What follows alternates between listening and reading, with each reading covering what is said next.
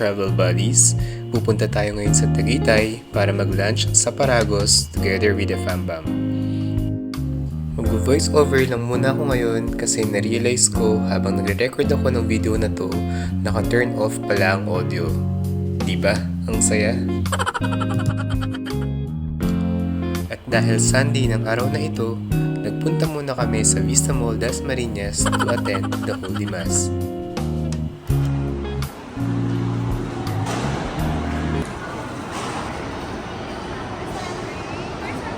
Hey! Hi, Sandre!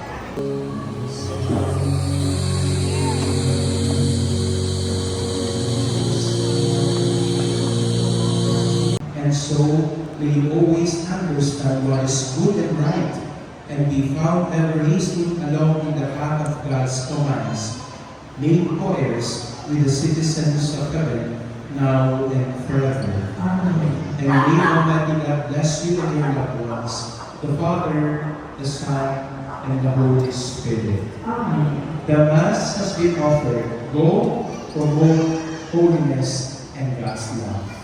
And stay with God.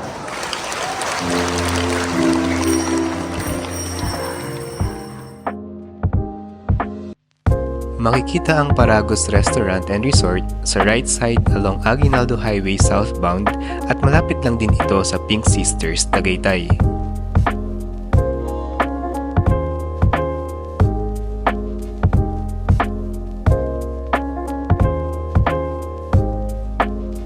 Bungad pa lang ay napaka-spacious na at napakaraming parking spaces kaya walang problema para sa mga magdadala ng sasakyan.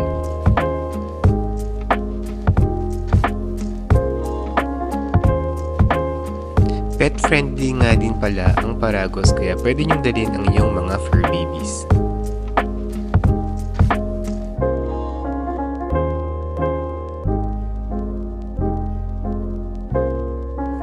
At ito ang mga in-order namin. Sinugba, kare-kare bagnet,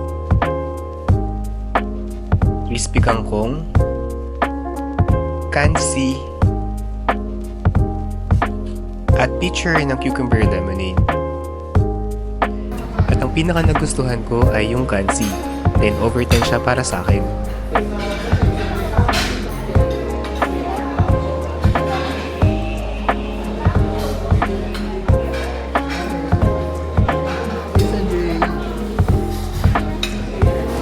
Hey mom.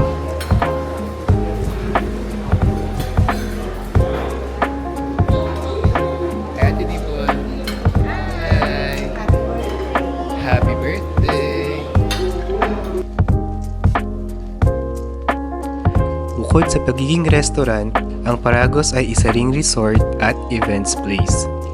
Nag-o-offer sila ng mga rooms for couples and for groups as well. And kapag meron kayong mga events, meron din silang hall para doon.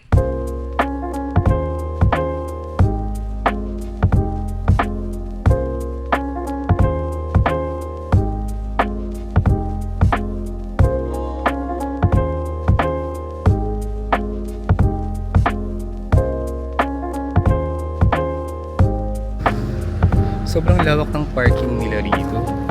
Ito ang aming cars. At ayan yung kakambal ko. Pero kaya doon tayo.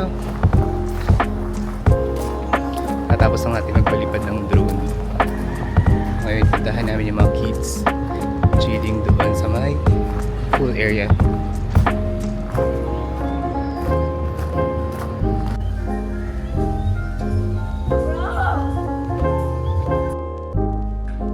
Now let's take a POV walk around the area.